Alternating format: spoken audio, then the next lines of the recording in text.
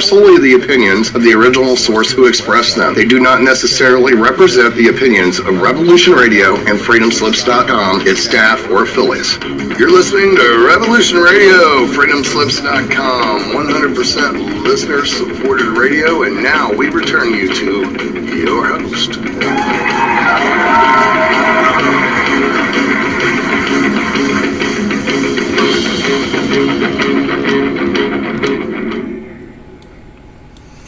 Hello my friends out there, welcome to Evolutionary Energy Arts once again. So tonight we have with us a guest, and her name is Sue Rose, and she is not only an astrologer, she's a wealth of knowledge. And you guys are going to love Sue. Sue, are you still there? Yes, I am. Okay.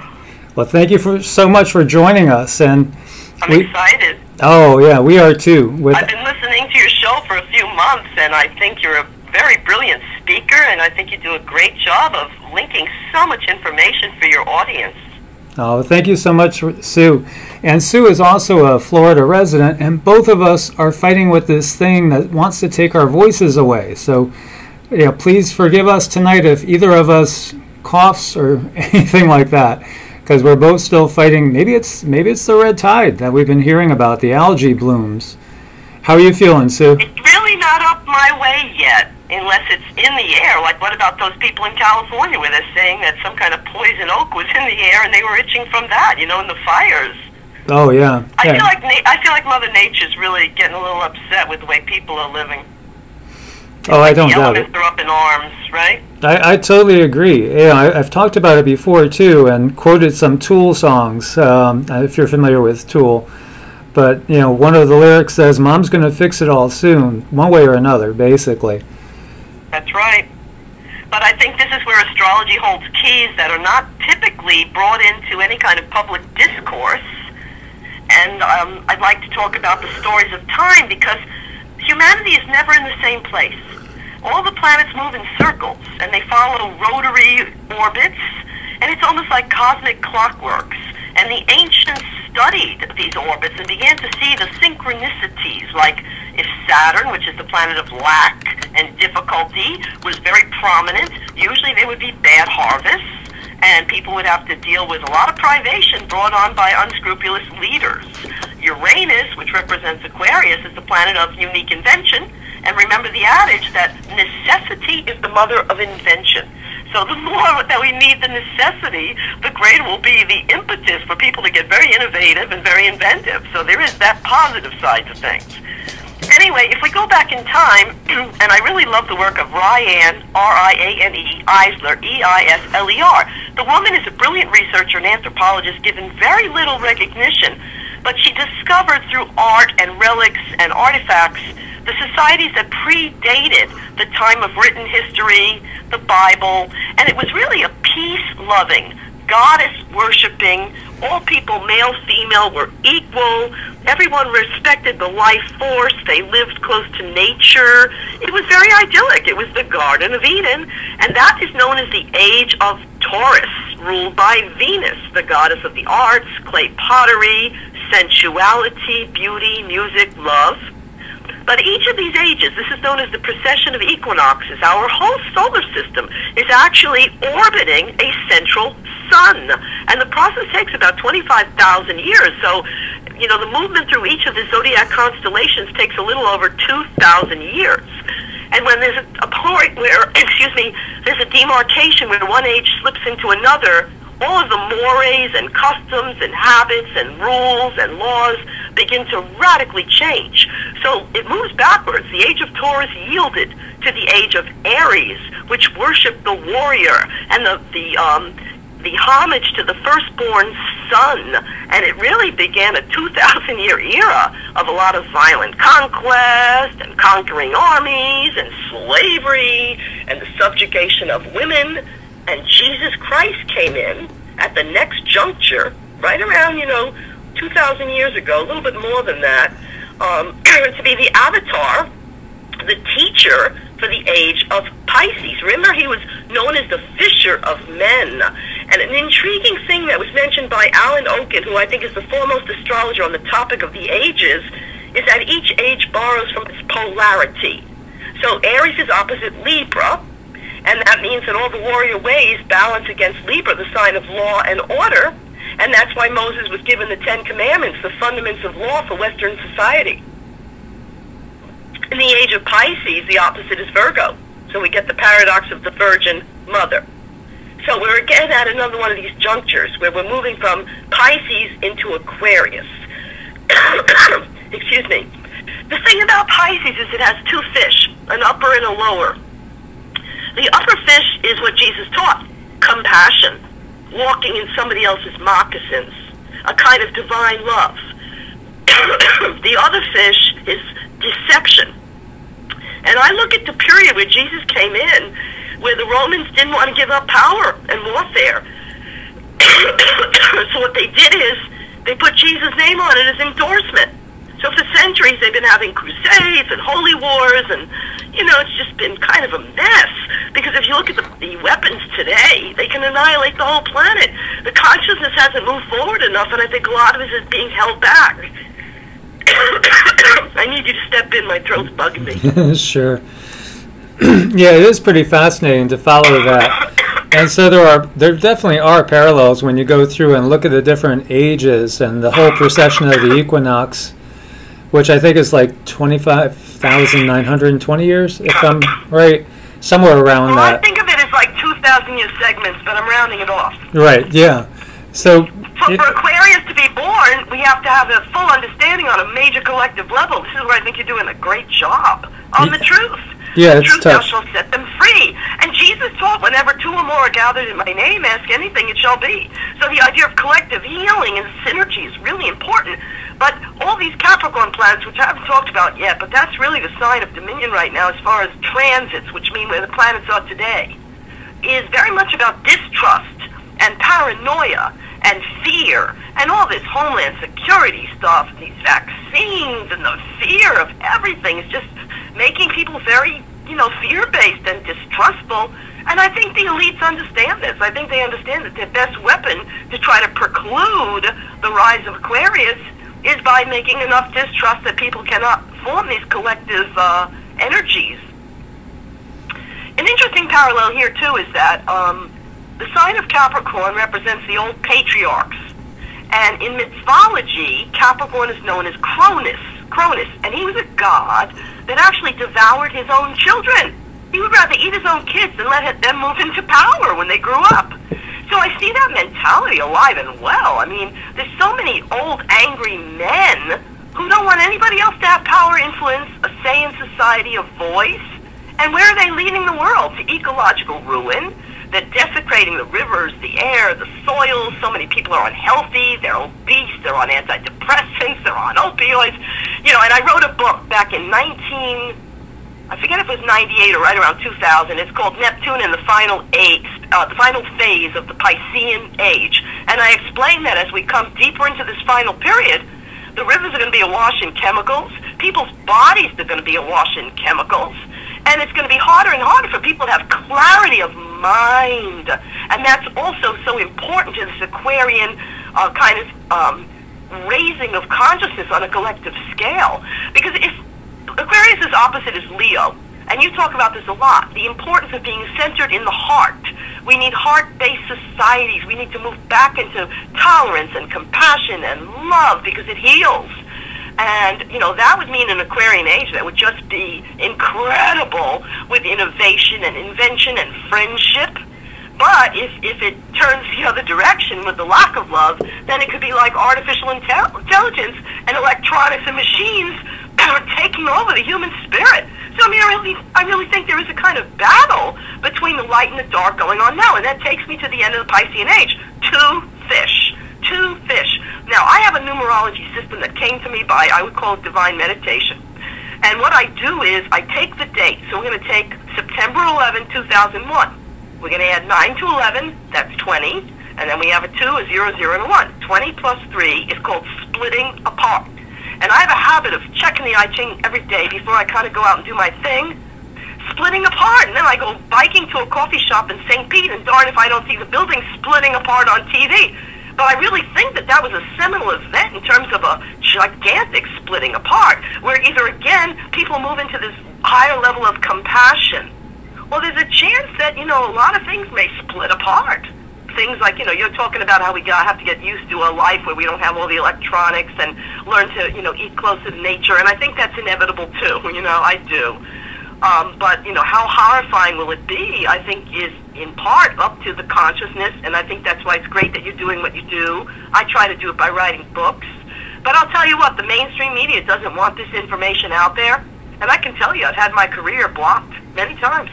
You're lucky that you're smart enough to use social media as effectively as you do, because you get out there and you touch a lot of people. And it's so true to your Aquarius rising. I hope you don't mind my stating that. I won't give any other astrological data away. So there's another reason why I think astrology is so useful, besides understanding this time of transition that we're actually in, because it is disorienting. And everybody we know, so many people are on alcohol or drugs.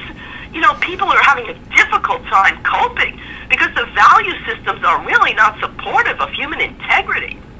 Anyway, this idea of 12 zodiac signs means that the emphasis put on macho warriors and winning at all costs and competition, all of that comes from the age of Aries, the time of the Old Testament, where everything was based on power and prowess and screw you if you don't have power. But again, Jesus came in to try to change it all. He was bringing in, this higher understanding. I've come to give you good news. And he taught about healing and having the faith to turn a mustard seed into what you needed. And now that we're at the cusp of Aquarius, it's again a time of a lot of choice and transition. Anytime people go with the fear energy and hatred of other people, I think they're sealing a pretty heavy karmic deal for themselves. And it's really scary to me that a lot of the people that, hide behind the church and the flag, which is what Sinclair Lewis wrote. He said when fascism came to America, I think this book was written in the 1940s, it was going to hide behind the cross and the flag. And some of the people that have no problem going to their churches and maybe some synagogues are the ones that are pushing wars. There are thousands and thousands of children that are refugees. Many of them are physically impacted by bombs and war. There's no compassion in that. Besides the fact that none of this crap makes us safer, it doesn't even comport with the idea of real defense, and all the money being sucked up into these ridiculous wars with all the propaganda streams supporting them is money that's not being spent on, getting the America infrastructure ready for the impacts of significant climate change and weather change and, all the things in nature, which, you said, and I say too, Edgar Cayce predicted this back in the 40s. And Sun Bear from the Native American tradition, Mary Summer Rain, who worked with a blind Indian woman out in Colorado, I believe it was. Yeah, she was very, very interesting. And, some people discount Casey because, the timing was off on some of the prophecies, but, timing could be difficult, and that's what I get from so many people that are gifted. It's the truest thing. Because I don't know if you were familiar with Gordon Michael Scallion. He had the original map of how the earth changes was going to impact the United States coastlines. Yeah. And he predicted the two major earthquakes that hit California. I'm going to say 91, 92, but my date may be off because I don't have my data in front of me. But the third one was supposed to happen and never did. And what Gordon Michael Scallion said was, enough people worked together with caring and compassion so that the third quake did not need to happen. So a lot of times, in the Bible it talks about the angel of death passing over certain homes. Sometimes with there really is goodness and caring, it's amazing the protection. I was living in the Florida Keys when Hurricane Andrew was about to come in. And the guy I was living with ran up to Homestead because he said, I don't want to be in the Keys when that monster comes. I went out in the swimming pool at the little condo we lived in, and I had no fear at all. And I said, well, either my spiritual compass is way off or I'm not getting any indication to leave. He got hit in Homestead, by the way. I did not. But I ended up, interviewing some people in Homestead later on. That got the mass of the attack of the hurricane. And I wanted to just know, could they tell among people in their own communities and families that the homes that were the most impacted possibly belonged to people that everybody knew were kind of an SOB? I was testing my theory. And I got confirmation, but I'm not going to tell you it was an exhaustive research process because it wasn't. Right. So anyway, going back to where we are today in time, the planet Saturn, which rules Capricorn, and it's the most strict, judgmental, father-centered, one-size-fits-all, rigid sign of the zodiac, and there's plenty of Capricorns in positions of power right now. Betsy DeVos, Jeff Sessions, what's his name? Paul Ryan, I think it's Paul, it could be Rand, excuse me. The father, I think, is a Leo and the son is a Capricorn. Ted Cruz, there's a lot of Capricorns, and they love that whole, we'll tell you what to do and call it freedom. And Saturn takes 29 years, so it hasn't been in Capricorn for 29 years. It went in early this year, went in January 2018. It's going to stay until the end of 2020. What's interesting is that, I hope your viewers can follow me here. Let's round out Saturn's orbit to 28 years for the sake of an argument I wish to make. Jupiter's orbit is 12 years. Jupiter's the opposite. I can make a very compelling case that Saturn represents all the values from the Old Testament. Judgment, the law of karma, as ye reap ye sow, put aside grain for the lean, 7th year. And Jupiter's more like, the more positive teachings of Jesus, the premise of faith. I think that's made thee well. If you envision something, you could make it happen. So a lot of New Age teachers really focus on Jupiter, and I get a little annoyed with them because bad things happen to people. Jupiter's not the only agent operating in the divine pantheon. Jesus had 12 disciples, Abraham had 12 sons or tribes, and the zodiac has 12 because it kind of takes these 12 marvelous archetypes to keep a world in balance. It's like the colors of a rainbow. If each of them is expressing, you get divine radiant light. But people have been, really forced to adapt to the metrics and mores of basically the angry father god for a long time. And it's really time for a transition in these belief systems, and you're good at proving that and, illuminating your audience. Anyway, it's not just Saturn. This is why it gets very heavy. The planet Pluto, which, yes, some dispute being a planet, but I wrote a book on it that was published by the American Federation of Astrologers. Pluto is a kick-ass influence, whether it's a planet or anything else. Excuse me. It has a 248-year orbit. It had not been in Capricorn in 248 years. That's a lot of time. It went in around 2007-8. It's going to stay until 2022. Because if you have an orbit of 248 years divided by 12, it's about 20 years in each sign. Saturn is about 4 or 5 degrees. Each zodiac sign is 30 days or 30 degrees. Together they make the 360 dial of the circle of the zodiac. So Saturn's only around 4 or 5 degrees. Pluto right now is around about 18, 19. They are going to meet, though. And I think all hell's going to break loose. And typically the sign of Capricorn represents judges and very, empowered people in the business world and government. And they're just consolidating their power like something out of, all hell breaking loose. I mean, we can already see the writing on the wall. And it's not at full magnitude. But here's the 2 things I tell myself. Every wave in the ocean has to reach a certain level, and then it turns under itself in order to build up forward momentum. So everything is moving in this really rigid, compressed direction, but then it's going to yield to the new wave. And the second thing is that if you just put so much pressure on anything, or even pull it a rubber band and to the point where it can't take anymore, it'll snap. So I think all this Capricorn energy, Jupiter's going to go into Capricorn I think it's November of 2019. It's going to go into Sagittarius this year around September, October. Jupiter's orbit is 12 years, about 1 year per sign. So it'll be Jupiter in Capricorn, it'll be Saturn in Capricorn, it'll be Pluto in Capricorn. That's a lot of energy on this sign of the really strict patriarchal father figure. And I think this is why, in Poland, parts of Italy, parts of Greece, parts of South America, parts of, where else? Well, the U.S., there's a real kind of right-wing sort of rebound energy really rising right now. But I think that 2020 is important. December 21, okay, the winter solstice, and here's why. That's the next time Jupiter and Saturn are going to meet. If one has a 12-year orbit and the other has a 28-year orbit, really 29, I'm rounding it off, they meet every 20 years, and this is known to astrologers as the Great Conjunction. And as I mentioned a few minutes ago, I see a real strong affinity with Western law and academia in these planets because they have so much to do with the Bible's Old and New Testament.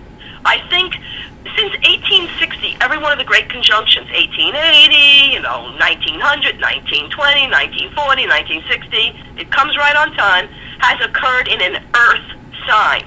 Earth is the most dense element, most directly associated with materiality, financial concerns, monetary status. And so one could argue that, the slant of law since 1860 has given undue power to people who have property rights, corporate rights.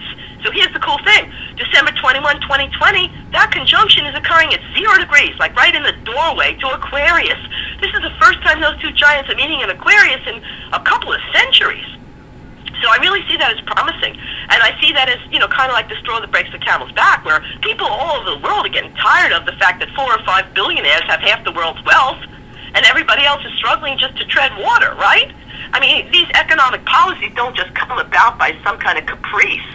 There's great books by Nancy Meyer and other people on the degree to which the Koch brothers and some of these other multi-billionaire think tanks ended up funding the professors in academia that would push this idea that the market is going to even out and that there's always going to be a trickle down of economics. And it's really Calvinism dressed up for the 21st century. People are really struggling. So the whole idea of rule by the old patriarchs, these old, almost like the pharaohs have come back, and everybody else is being converted into kind of like a slave. I see the beginning crack in that whole template in December 2020. Now, it may take a few years for that crack to manifest as a kind of law, which, by the way, I think will be international, universal. That will begin to really, regenerate human rights and respect, like Evo Morales from Bolivia, who tried to get enshrined into law at the United Nations, rules that would govern how Mother Nature could be treated. It's time for that. The American Indians have always taught that. You must respect the mother and think ahead 7 generations. The kind of people running things today live on their yachts and they only think about quarterly profits, and they're destroying ecosystems as if there's no tomorrow. Yeah, we were talking about that. We were talking about that in today's video.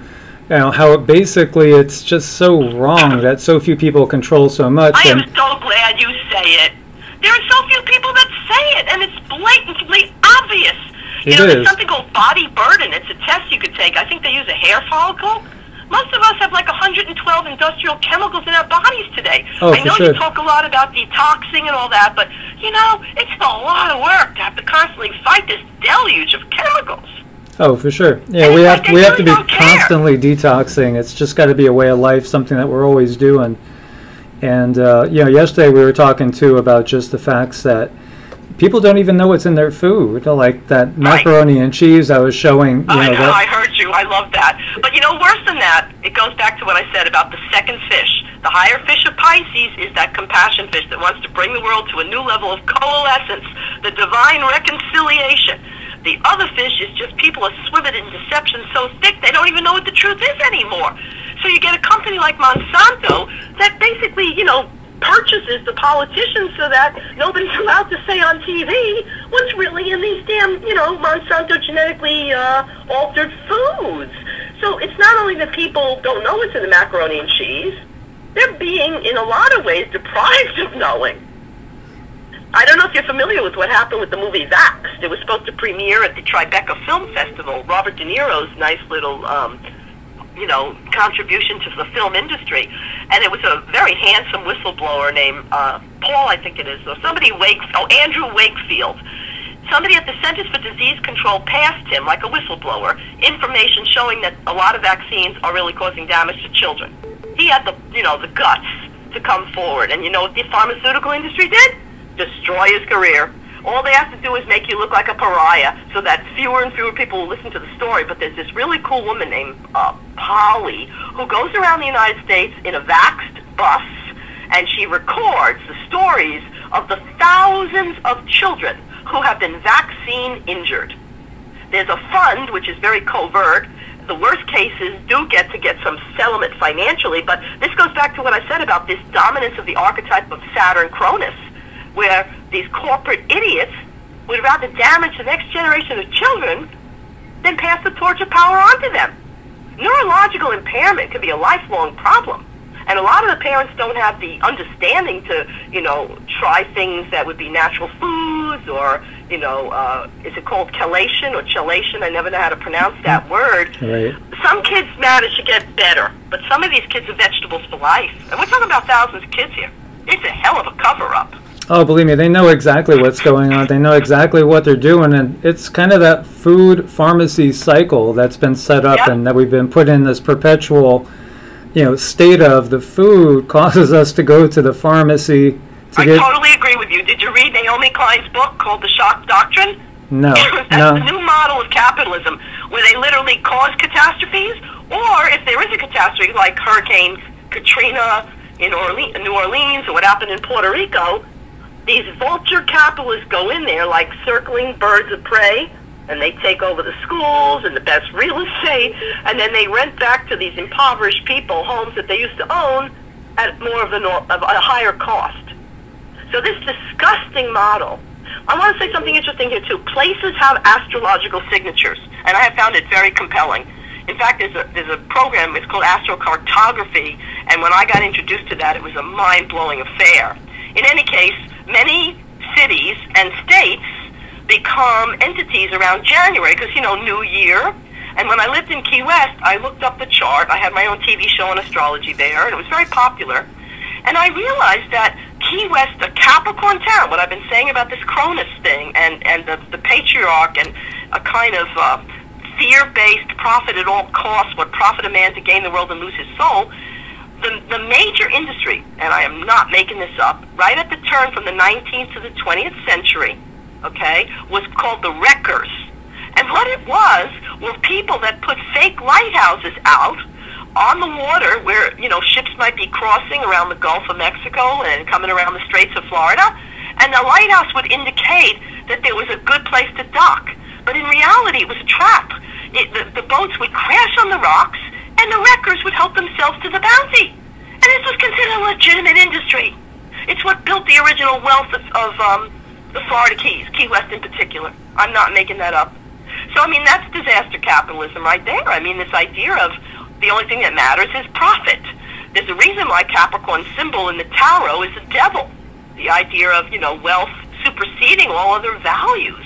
And it's that mentality which is very, very strong right now in politics and a lot of government agencies. And like I said, based on this gathering of planets over the next 2 years, which is exactly coincidental with your stating that the Earth changes will accelerate in that same time period. I totally agree, by the way. Until we see a beginning of a break in December 21, 2020, when Jupiter and Saturn finally meet in Aquarius. They haven't met there in, at least 200 years, probably more. And Aquarius is a sign of bright promise. It's about people really working together. It's what you always say, it's much more important that we help lift each other. Like you were talking today about these billionaires, Jeff Bezos. What kind of maniac could have that much money and not do anything to alleviate world hunger?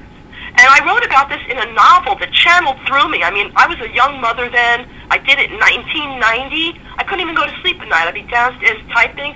Ted Turner had a contest, and it was for visions of the future. And I said, Sue, you got to do this. And I turned in a 240-page novel in two months. But what I had in there was this idea that title holders would become title givers.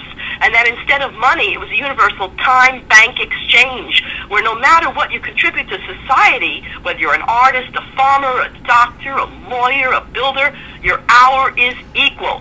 You log in hours of time as service, and you live in pod communities like dolphins, where everybody is kind of focused on the same overall mission or goal. And then the pod community will make larger purchases. Everybody doesn't need a private TV, you know what I mean? The whole idea of Mars and the competitive culture is that the corporate overlords have decided the best, most profitable modality is to sell to the single-digit consumer. So there are 4-year-old kids that have the cell phones, TVs in their rooms, and they're being... Jill Stein, who tried to run for U.S. president, she had a lot of good ideas. She calls it slavetronics. I was in Costa Rica getting cheap dental work done. I highly recommend it. If any of you viewers are interested, I'll pass on information. It's so good. It's so good. It's so funny you bring that up, Sue. Americans. Say it again? I said it's so funny you bring that up. I was talking to a good friend about that. That you could actually save money to go to Costa Rica and actually get better. Thousands. I wrote an article on it. I tried to sell it to the airline magazines, but you know what? They get advertisements in those airline magazines for the Better Smile, where people go to the classy dentist in New York and Dallas, Texas, and pay $40,000 to $50,000 for all those caps. In Costa Rica, you get it done for $18,000, and I'm serious. And you know that this dentist, I love him. He guarantees his work. If anything happens, you have to go back, which is a couple $100 for the flight. And very nice hotel, $75 a night. They include breakfast. You have a suite. It's just wonderful. They even take you up to the rainforest, and I am petrified of dentists because I had terrible experiences as a child. But when I go to Costa Rica, it's like, oh, I love this trip. I'm going to go to the rainforest. I'm going to eat out the Italian place. The trauma is gone. And it's a peace-loving country is one of the things why I love that. It is. It has no more budget at all, and they're trying to go full recycling and full organic or fossil fuel-free energy by, I think, 2020. And they're pretty far along getting to that goal. The people seem happy there, too, don't you think? Yes. Yes. I don't see a lot of happiness here. I really don't. Because that whole competitive dog-eat-dog culture runs people down. Right. And I think obesity is related to that too. You know, people sit around, they don't even know the food's not healthy a lot of the time. You know, advertisers are pushing it, but it's like a comfort to them. So it becomes, you know, it's a challenge to try to stay well when we're up against this tidal onslaught of, you know, all these chemicals and bad food. And I have to drive an hour from where I live to buy organic stuff. I don't trust organic at Walmart. Do you know that they irradiate the meat? Not that I eat meat, but they irradiate the meat to give the illusion that there's no decay going on? Some heavy-duty stuff. There's so much stuff with the food supply which just amaze people. And, you know, we've found so many different chemicals in breast milk. It's a horrible situation. That's why, honestly, it's like, you know, I always kind of view Costa Rica as being kind of a very promising little point of hope for what we could become in some ways, because no military budget. They do have health care. I think it's like $50, the average citizen. Really cheap. You know, and it really is. I mean, I've thought about moving there too. I heard you say in a few back sessions about how everybody's feeling that sort of underlying tension of where should I go, and I loved it when you said, you know what? If sinkholes are opening up in, you know, pretty rustic communities and floods are coming where they never came before, you know, there's really no guaranteed safe place. I was an English teacher, and one of my favorite projects was having my junior high kids choose a book to read to the elementary school, and most of them chose Dr. Seuss. That's why I remember this. So Dr. Seuss had a book called I Had Trouble in Getting to Sala Sulu, and it's about a little creature who's fed up with where he lives, and he's got his sights fixed on getting to this legendary city where nothing ever goes wrong. And on the way, the poor thing meets every kind of problem, resistance you can imagine. And when he finally gets to the city and meets the mayor, and the mayor gives him the key to the city, this is so cute, this is Dr. Seuss's imagination. He puts the key in the keyhole, and there's a key-slapping slippered. It won't let him turn the lock. So he finally gets in, and it's, you know, he realizes you can't really run away from life's challenges. Wherever you go, you're going to meet them. Yep, for sure. I mean, I know a lot of people are doing the prepper thing, but I mean, honestly, how many of your listeners would like to live with these military maniacs who are all full of, you know, keep your powder dry, you know, would shoot you for probably crossing their property? I mean, that's not somebody you can make community with. And there's a lot of those, you know, ex-military. I heard they're up around Arkansas, and there's a ton of them. But I can't imagine that's going to be people that are going to be part of the next wave. No, and then these expensive scary tunnels, thoughts. like in Colorado, yeah, probably going to get buried by water in earthquake activity. They never think ahead of all the variables. Yeah, we definitely don't want to be in a Walking Dead scenario, because, you know, like in that show too, the most dangerous things are not the zombies, it's the people. Yeah. But yeah. And, you know, I think a lot of it is that in the last 30, 40 years, and I do put some of this blame on people like Rush Limbaugh, you know, pushing this idea that Muslims are bad, and the immigrants, these poor immigrants, it's NAFTA and these horrible trade policies that made it impossible for them to farm their own land. They had to come over the border to feed their own families, and they're treated like criminals and pariah. You know, all this demonizing of the least of them. Remember, Jesus was very strong on that. You know, that it's very important how you treat the least of these, right? You remember that teaching, right? Oh, for sure. For sure. That's why, I mean, I've always thought, like, with the wall, we'll have a scenario like we saw on The Day After Tomorrow. Well, people will be leaving. When you said it, I was on the same page. I was people will be leaving in droves, and we'll have the wall blocking us. Keeping the inmates in, you know. Yeah. I mean, they say, you know, may you live in interesting times, and there's no question we're living in interesting times. And I personally want to thank you, because some days when I'm a little bit depressed, I put your show on, maybe more than one show in a day, and you reinforce what is so important, to try to stay centered, to try to come from a place of inner unity, to try to take care of yourself, to not yield to fear, to look for community with like-minded souls. And it reinforces all the things I've been studying and, reading for like 40 plus years. But sure. It's great to have it. It's like medicine for the soul. It is, it is. Well, Sue, thank you so much for joining me for the first segment of the show, and I'm sure we'll end up doing this again at some point. All right, sweetie, have a wonderful night. It was a great pleasure. You too. Take care. Thanks. So that was Sue Rose, guys, astrologer, and she's written several books as well. And so we do have a free line now. If you guys are ready and able to call in and want to discuss something, then just give a call and we shall start talking. So lots of things covered in that call for sure. So many things. We started out with astrology, and we went into just about everything I think we touched on. We touched on vaccines. We touched on irradiation of food. There's so much that we know now. I mean, we just know.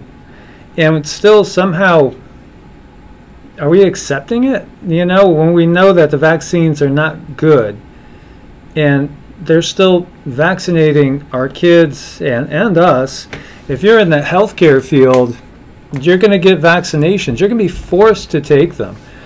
I've had so many nurses that are friends and family, and they don't even know exactly what they're getting shots for when they're getting shots. And not let alone all the shots that the kids get. And when we see things like autism, on the rise so much, as well as other things, it's just it's a sad situation in a toxic world, because our world is very, very toxic, and people are waking up, but I don't think we're to the point yet where we're ready to say enough is enough. And thank you for calling in. And who do we have with us now? Hello. Hello. You're on the air. How's it going? Good. How's it going with you tonight? Excellent, excellent. Yeah, I just wanted to say that I really appreciate Sue's mentioning vaxxed. However, Robert De Niro is, he's completely cooked out. Yeah, I never actually watched Vax. I heard about it, and I know it. Obviously, it's about the whole situation with the vaccines and all. But I never actually saw it, admittedly.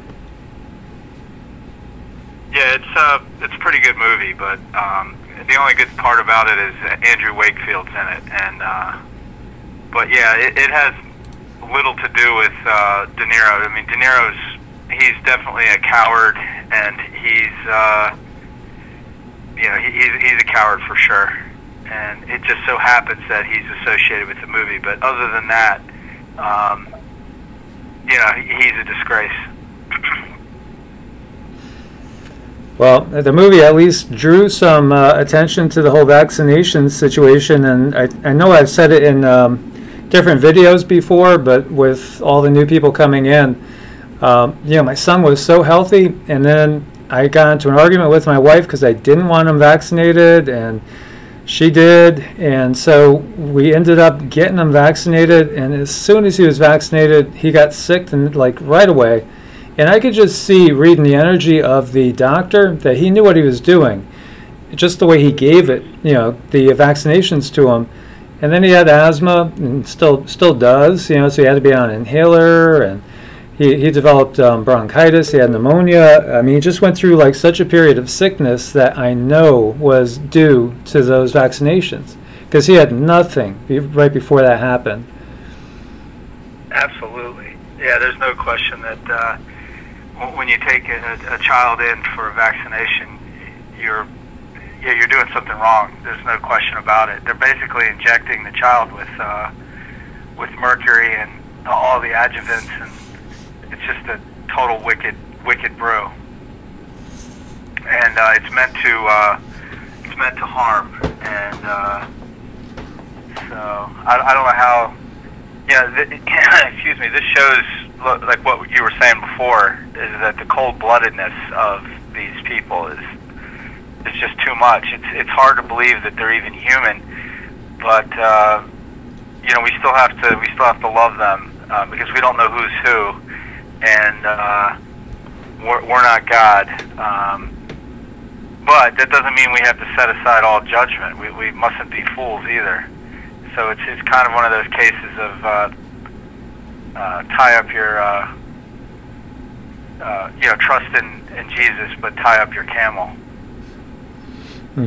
Yeah, exactly. Yeah, you don't want to make things easier for them, and as I've said before, with that pharma food cycle, that's a big part of it. You know, part of it's corporate greed and just wanting to create people that are truly going to be slaves because they're going to spend so much time working their lives away just to get their medicine. You know, and as I was touching on in the video too, like with the old food stamp thing and the program, you know, you couldn't buy organic in so many cases. You had to buy just, you know, one or two choices at a certain price range. So really what you were getting was GMO food, and you're getting things that were lower quality that are going to end up causing inflammation and all sorts of, you know, issues in your body. And all this, you know, a lot of this is done on purpose.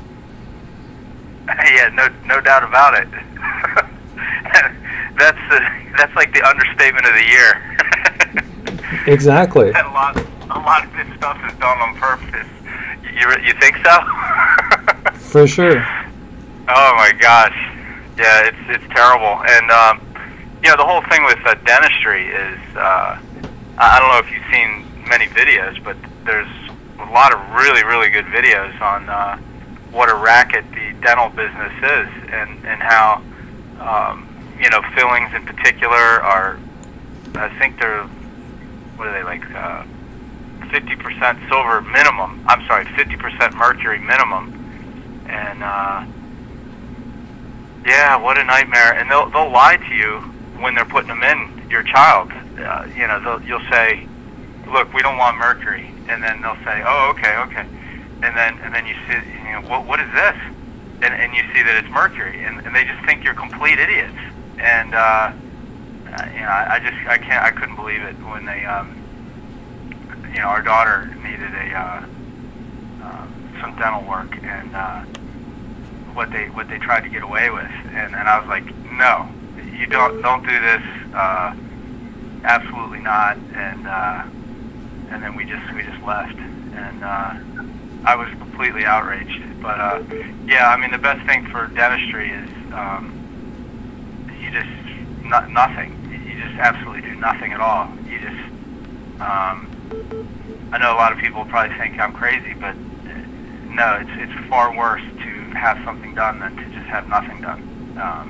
It's better just to deal with it as it comes. And you know, unfortunately, I've been blessed with my teeth, but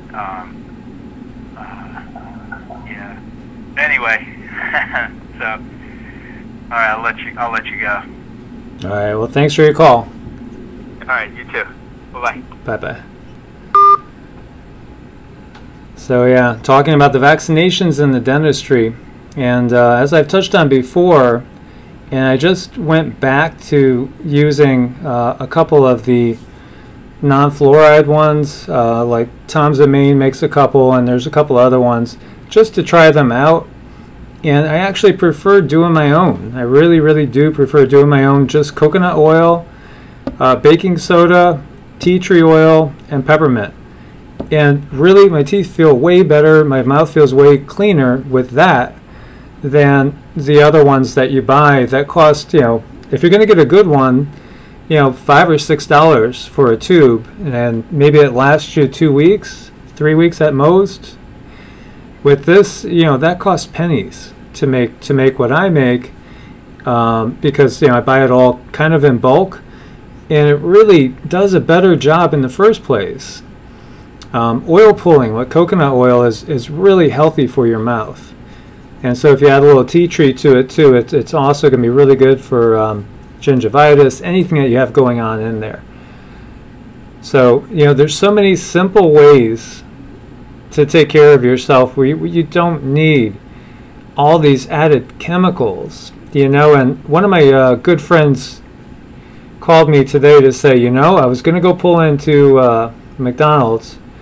But after your last video, or a couple videos ago, I changed my mind and I didn't do it. And I was just in a rush, and it was like, it's right there. And, you know, they didn't do it, thankfully. Because, I mean, do you know what's in that stuff? I mean, the chicken nugget pink goo. I mean, it's not even just chicken, if there is any chicken in there. It's disgusting.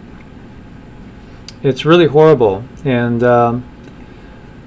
you know, that's poison. And the fast food racket is really a racket too, because it's also part of that food pharmacy cycle that's going to end up causing you to have allergies and inflammation. It's going to aggravate your arthritis. It's going to help contribute to your diabetes, high blood pressure.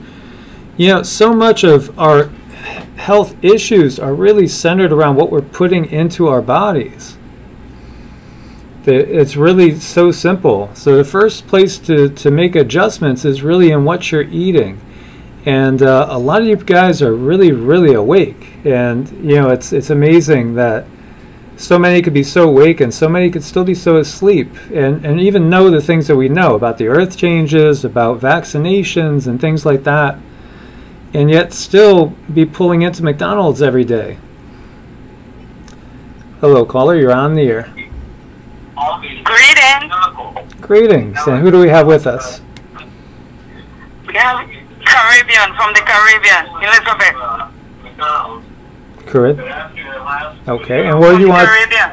Oh, you're from the Caribbean. Okay. Wonderful. Yes, I am. What part of the Caribbean?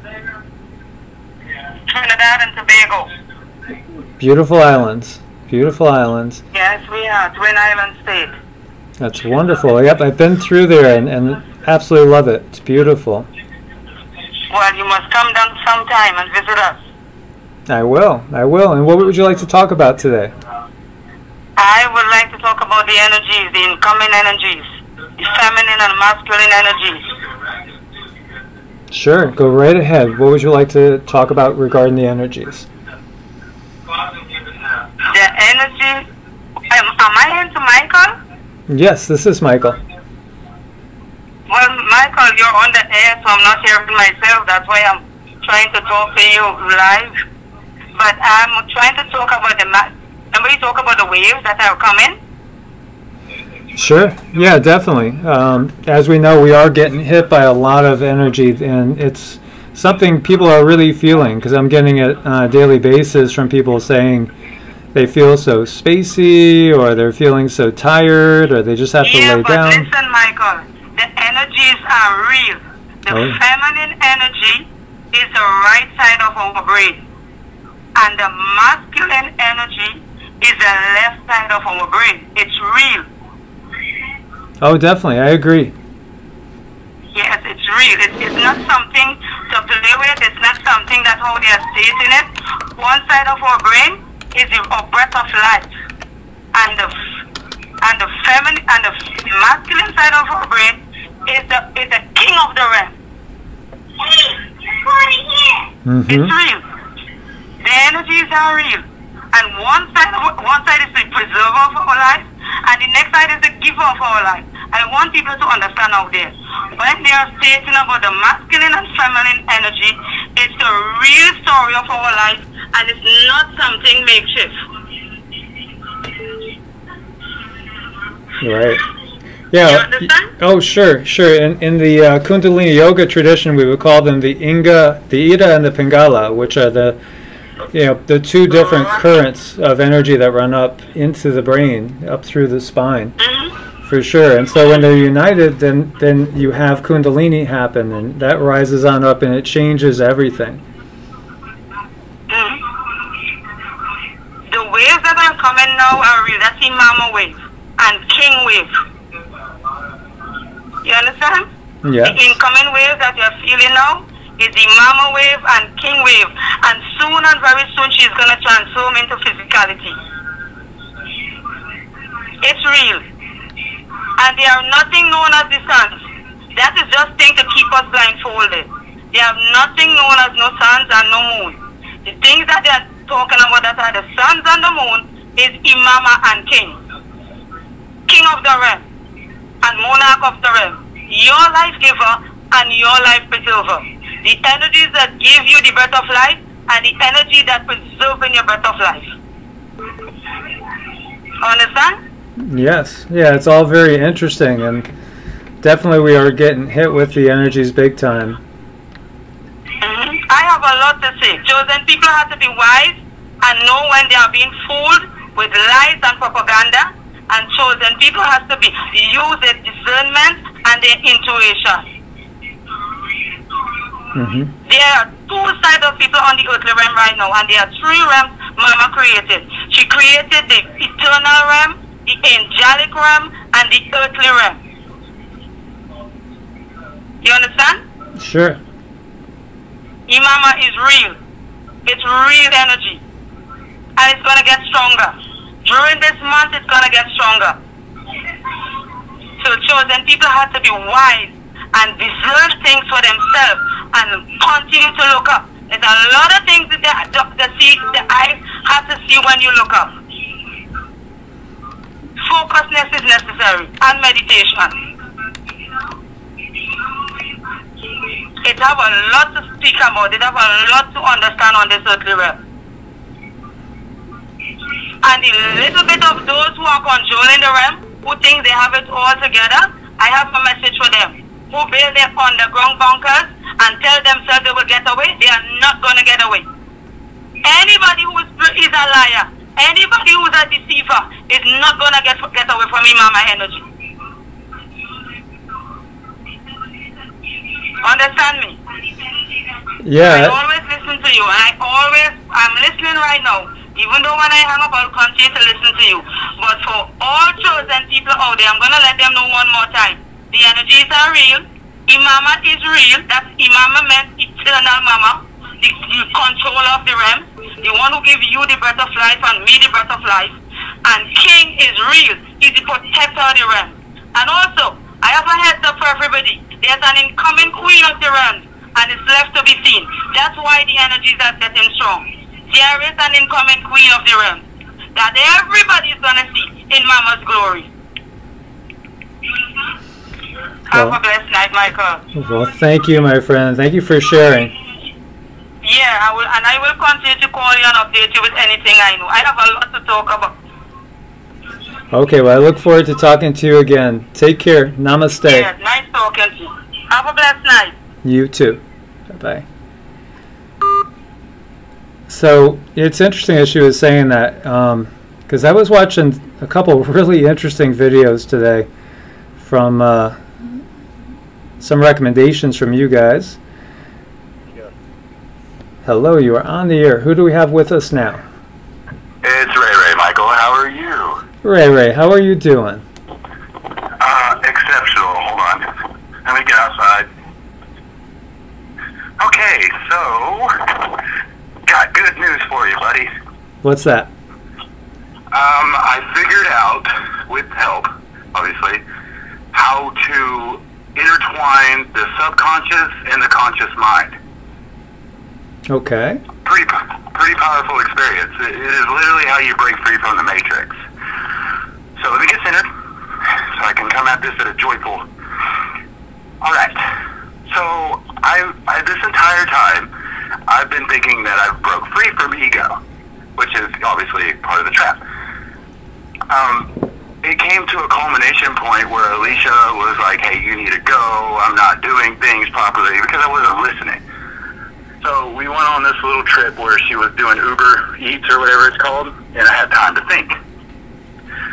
Well, she was kind of coaching me that I had to go back in my life and start working on soul healing, going to the root issues that have been causing me so much pain. You know, the cyclical nature of negative behavior, right? Yes. So here's how you do it, in my opinion, obviously. This is what worked for me. When you use your imagination, you are tapping into your subconscious, correct? Yeah, I would say so. That is the language of your subconscious, i.e. your higher self, is your imagination. So, what I did is I went back. I'm going to use my mother as an example. For years, I could not listen to female authority because I had issues with my mother, thinking that I wasn't worthy of her love, or what they're saying is incorrect, due to a lot of it with the masculine energies. But what I'm getting at is, taking my mother as an example, I was sitting in the car doing this, so this is very easy to do. And I went back to my relationship with my mom. Now, most of us do it in first person. Here's the thing. You got to do it from a third person perspective. If you can analyze these root issues from a third person perspective, in your mind's eye, you are working with your conscious subconscious unilaterally, I guess, at the same time. So I was able to see the thing being the issue with my mom, abandonment, self-worth, and I saw all the emotions, third person perspective, that are tagged to this issue. So being in third person, I could see myself and my mom and everything, how we interact in the emotions that are connected with this. You follow?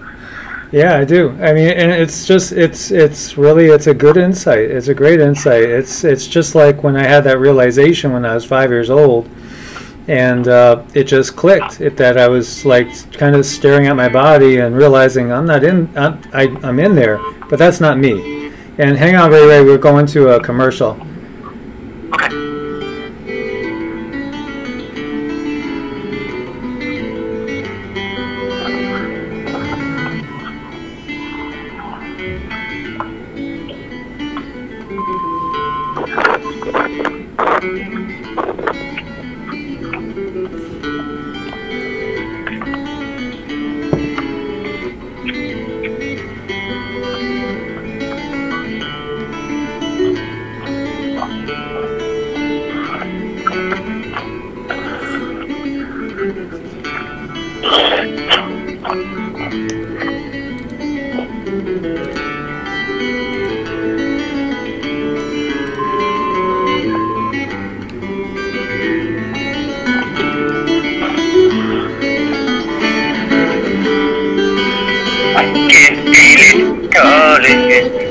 Revolutionary Radio at freedomslips.com. We'll be right back after this message.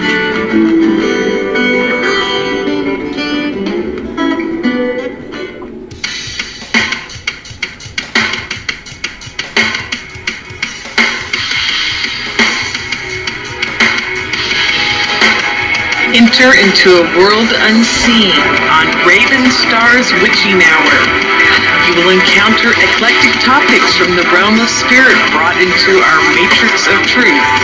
With your host, the Solaris Blue Raven. Solaris will bring you an array of unique guests covering topics from ghostly spirits to amazing anomalies, covert technology, UFOs, and shadowy global events. And that's right here at Revolutionary Radio, freedomslips.com, Saturdays, midnight till 2 a.m. Eastern Time. Revolution Radio, where information never sleeps. Let the magic rise.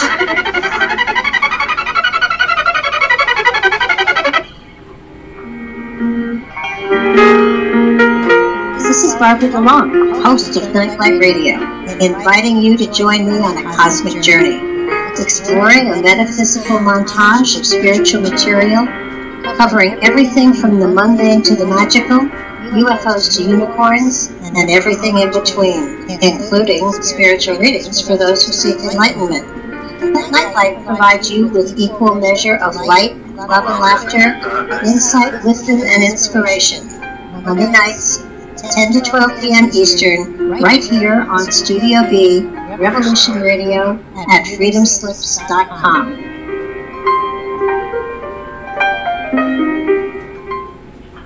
The opinions expressed on this radio station, its programs, and its website by the hosts, guests, and call-in listeners or chatters are solely the opinions of the original source who expressed them. They do not necessarily represent the opinions of Revolution Radio and freedomslips.com, its staff, or affiliates.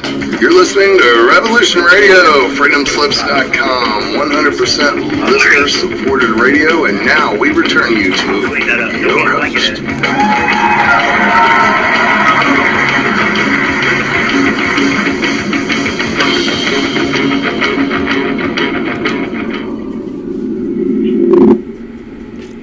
Hello, everybody. Welcome back. And we have Ray still with us. Ray?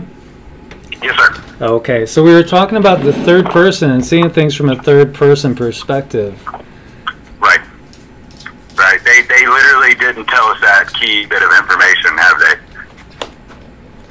No. They kind of held that back.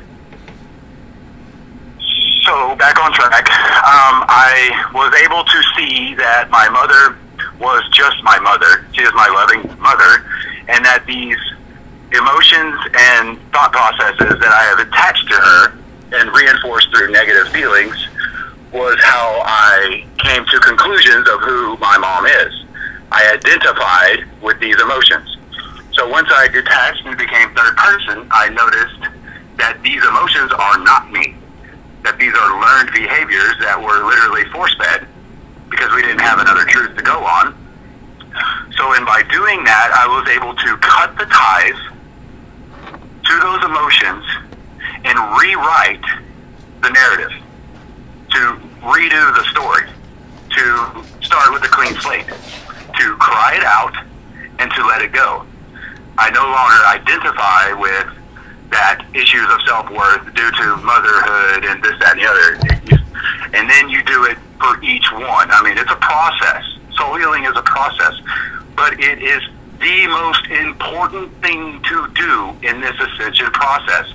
Because if you don't break free from the ego program, the fear, that FEARE.G.O, you know what I'm talking about?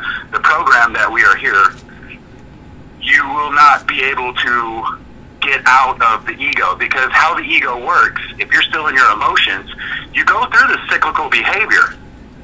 I mean, you deal with it in first person, but you literally go through the torrent of emotions that come with it. That's by design. But if you can detach from first person and go third person, you can use your subconscious to rewire your brain. And that's where the power is at, is rewiring our minds. You know, that is where it's at, because from the moment we're born, really, we're barraged with stimulus, and so much of it is all about conditioning us to accept, you know, whatever beliefs our parents and our teachers and everybody around us want to give us. They want to drive it home and condition us to be little them, you know, or to be a conformist. And so as an adult, how do we get out of that? Well, you know, we could reprogram ourselves and actually think for ourselves and not believe any one particular version of the truth, quote unquote. And whenever somebody says, like, you know, I have the truth, then, you know, for the most part, they need to be better informed. And that, you know, because when we look at it, it's all subjective. You know, it's all, we know from quantum physics that we're creating our own reality all the time. Yes. And that's part of it. Exactly. That hence the need in their Luciferian draconian minds why they felt that they could take advantage of that and keep us in the dark. We could continue in their design, their narrative, to continue to manifest these fear-based ecosystems to keep us in this cyclical behavior manifesting their agendas. Exactly. So, I thought I was Father Divine. I thought I was the king of the Palladians. I'm not even Palladian, dude. I'm Syrian. And it was because of the ego and being on Twitter, I was using the people there without, and this is me being honest with you, using the people there to identify myself with. I would bounce off these ideas and they would reinforce them, and I would run with it because I didn't truly believe in myself, A. I did not deal with the ego program, B.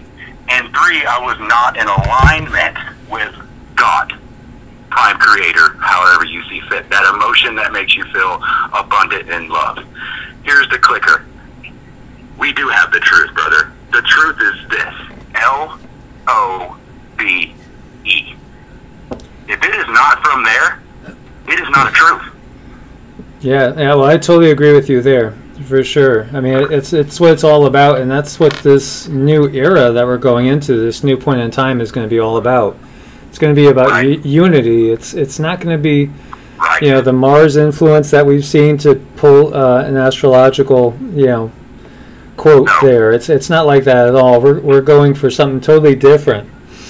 And Mars is a prison planet for the draconian, Luciferian ideology. Those people. It will be a prison planet for them. And we've been there and we've done that, and we're tired of it. For most of us. Yes. Christ consciousness is on fire. The violet flame has been ignited. The flame has been reborn. It has gone through a phoenix. We are all going through the phoenix. That's why it's Operation Phoenix. We are all doing our independent phoenix. And only can you die to the ego, can you rise up in your true identity. You can step into who you really are. That is simply who you chose to be in this lifetime. The person that you really are. The person that is behind all the facades, the one that is hurting, the one that is screaming out to be the forerunner in your mind, in your spirit. You are already in your ultimate form. This is the end days. This is what you chose to be. You have to step out of first person, deal with your soul healing, and then it literally falls in your lap. But that's about it, Michael. I have much more, but there's other people that has a lot more too. I love you. I appreciate what you do, and I can't wait to talk to you again. Love you too, bro. Thanks for sharing. All you guys are awesome. Just know that. You're already awesome, and you are very, very, very loved. God bless. Namaste. Love and light. Namaste, brother. Bye. So that was Ray. Some interesting thoughts, and I know it causes a lot of conflict for some people in there, because some people still think, well, they're still just accepting what we've been taught, so instead of going within, the only place you could really go for answers is within. We could throw as much external stimulus as you want at yourself, and it's good to get knowledge from all different sources. As I've said before, don't just study one way. If you just study one way, you're only seeing one side of the story. You have to study as much as possible if you want to go down that route. And then there are those that don't study anything and just live their own tune, listen to what comes from within them, and they find their truth that way. And I've found people that have been amazing that live their life in that manner. Thank you for calling. You're on the air. Who do we have with us? This is Tirso, T-I-R-S-O-H. I just didn't want to take it too much time, but I wanted to just quickly say, that eating stuff, I'm on a real tight budget, but you can control everything you cook, and it really helps, just like you're saying. Yeah, it does, Tirso. And one of the things, too, is, we don't need to eat as much as we think we do.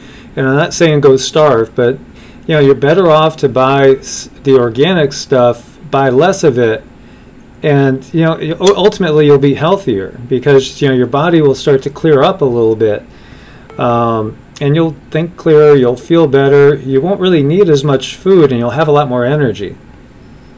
Yes, I know there's also local farms. There's a local farm here that grows heritage grain, wheat. That's Sonora wheat, Kamut wheat, and you can go get that right at the farm. All you do is I soak it, do a lot of soaked grain recipes so that it breaks down the bran, makes it more easy to digest. I mean, it really is nice. I make everything, even sweets. I went to making sweets, and now my daughter can have, and I never thought this would happen, but she can have a jar of artificial jelly beans there. She won't touch it. I mean, it's just once you wean yourself off these chemicals, it affects your taste. Totally, and it just won't be appealing anymore. I remember too, like I used to, this is horrible, but used to have the tradition of getting pizza with, a big bottle of Pepsi on Friday nights for the kids and stuff. And when I finally broke free, I remember one time going back and saying, well, maybe I'll have a glass of Pepsi just to try it. And it almost made me throw up. It's like, I can't drink that stuff. I haven't drank soda in like 20 years or more. Yeah. every weekend now was filled with me having to make food for the week. My hands and feet were literally, the nerve endings were dying. I had peripheral neuropathy caused by, well, it's similar to Agent Orange poisoning. So I lived by a cotton farm for a number of years, but like I got the popcorn itches that just went all over the place in my hands and feet. I had, like the muscles that just wouldn't wake up. I mean, the sand in there, and I mean, all like the loss of sensation, everything was there, and literally changing my diet changed that around 180 degrees. Well, that's wonderful. I'm sorry you went through that. So you attribute that to the farming, to the chemicals and stuff they were spraying? Well, I was told it was a couple of things. It was things in the environment, like right, because I did live right by the cotton farm, and it's part of it was Agent Orange poisoning, but a part of it also is the heavy metals that coincidentally are reportedly in chemtrails that really shouldn't exist in the environment. Yet when I sweat, they sweat out, and then you could test it, and they're in my body. So it's the twofold thing that really was causing that. Yeah. Well, were you ever in the military? No, I wasn't in the military, actually. Okay. Yeah, I was just wondering too, because they get shot up with so many different things and exposed to so many different things. Yeah, it's just some people respond one way and some people respond another way. Like out of all my family that was living right there, I was the only one that got those particular symptoms. But there's other people who got other things. I mean, and who knows? I'm allergic to metal. I can't wear watches. And does that mean that the heavy metals and chemtrails affect me more? Who knows? Maybe. I don't know. But detoxing, I sure know that makes me feel better. Good. Yeah, definitely. And so when it's anything like that, cilantro is really good for getting rid of heavy metals and detoxing. So, eating a lot of cilantro. Dr. Hulda Clark was a great resource, still is. A lot of people didn't know about her like 20, 30 years ago so much, but back when I was going through Lyme's disease, I was on her forum all the time, and there's a lot of things in there that you could do that really, really will help you, as far as detoxing and parasite cleanses, things along those lines. All natural. And quickly on one thing that you were saying earlier about having to get different ideas from different places. This isn't my terminology. This was given to me by, the contacts I have. It's intellectual inbreeding. Because what happens with physical inbreeding, it's bad. But intellectual inbreeding is something where we get only our views from a very, very, very, minimal area.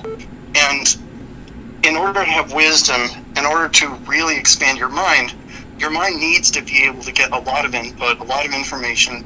It needs to be able to have exposure to facts and data from many, many different sources.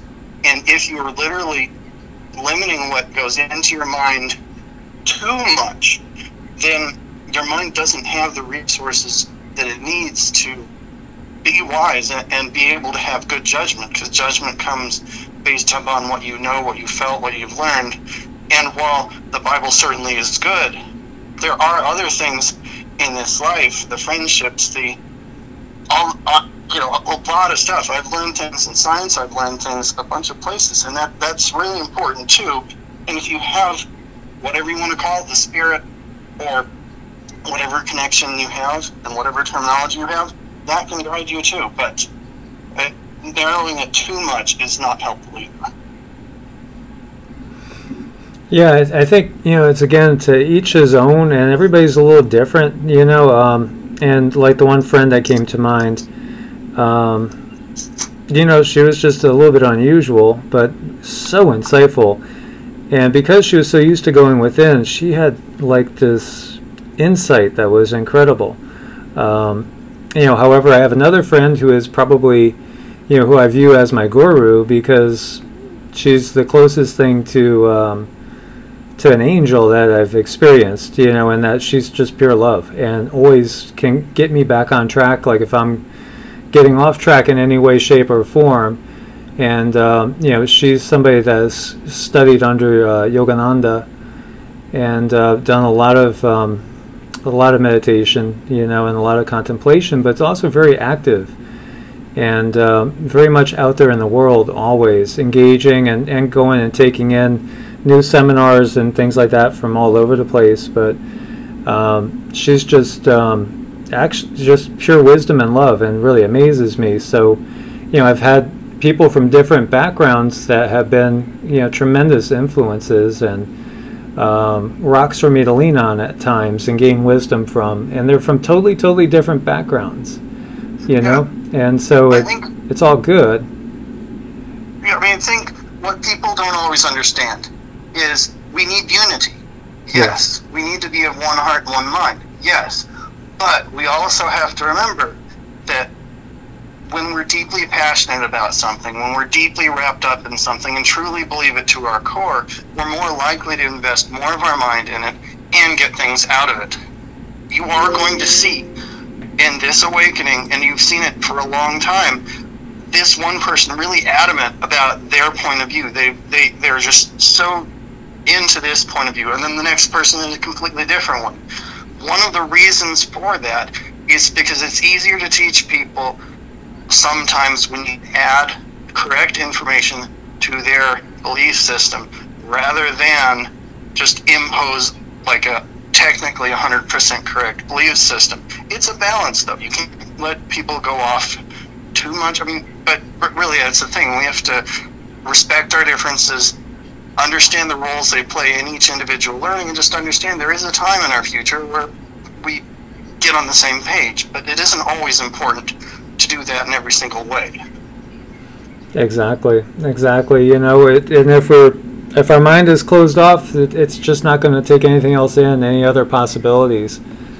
And I think that's where the most danger lies, is when people are not willing to listen to new ideas, not willing to see something in a different way, because that's what has led in the past to things like the witch burnings, the Inquisition, so many different things. Look at Nazi Germany, with going after the Jews and the Gypsies and the gays, and so it's that type of mentality where you would say any one unit is evil or wrong or whatever. That is such a dangerous road to go down. I don't think there's any road that's more dangerous than thinking. There are roads that are more dangerous. There are 100% religions that were completely made up. I'm not going to say what they are, but there are 100%. There are certain religions that were 100% made up with certain mind control techniques, specifically in mind. Now, I don't want to go over this too much, but there are traps. Anytime there's people wanting to control you, such as rulers and leaders and this and that, there are going to be means of control. I didn't really think that mind control was too dangerous, but then I got married, I didn't go down that road. But I tell you, when my mom said, hey, you know what, she's a psychopath, I said, no, don't be mean. But no, she said, no, clinically, she's a psychopath, look up the definitions. And I looked it up, and I looked up how mind control and cult stuff works, and holy cow, yeah, but I'm not even going to go down that road. But yeah, there are dangers there. We do need to avoid the dangers. But there's dangers everywhere, and your own personal connection to whatever you want to call it is going to be a safe route. If you have that connection, you can get the wisdom, and you can get warned of the dangers. And there are dangers. There absolutely are. But there's no way to avoid them without wisdom and a deep connection to that which brings us wisdom on the other side. Yeah, for sure. But last thing, sorry not to go on too much. Last thing, the point of this awakening is to awaken people, understand it's not something that a quick star alignment is going to get. It takes a while to change hearts and minds. This is why I say it's a multi-year awakening. It started when Trump got in, and it's increasing year after year. That year, not too many people knew what was going on. This next year, a lot more people are awoke. But the point of this is to get a large-scale change in our behavior, a large-scale change in our understanding, and this is why it can't be something that is going to be just, say, a quick planetary alignment. It is something that's going to last years, because it takes years to change hearts and minds.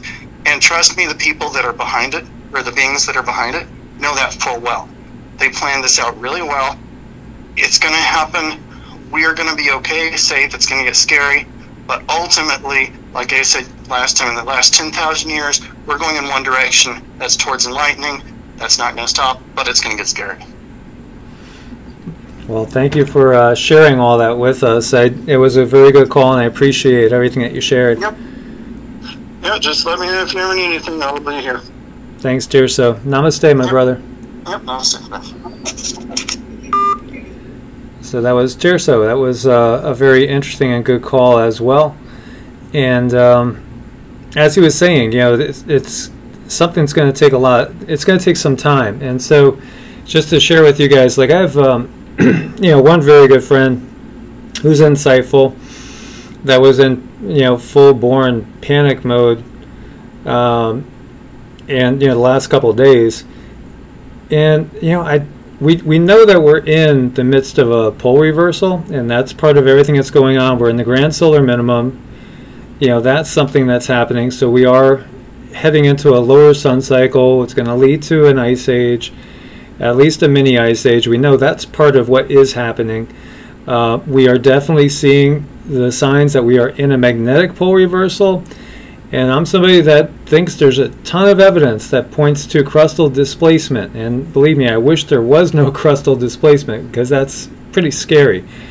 Because that's when you actually get major, just tremendous earth changes. However, you know, this one friend was feeling like, you know, she just basically is feeling like crustal displacement's imminent. I don't feel that, because I think there's too much that has to happen first. I think we're going to see a big ramp up. I think everything that we're seeing now with these floods, and there's a lot more to share just from today, it's really kind of the beginning point.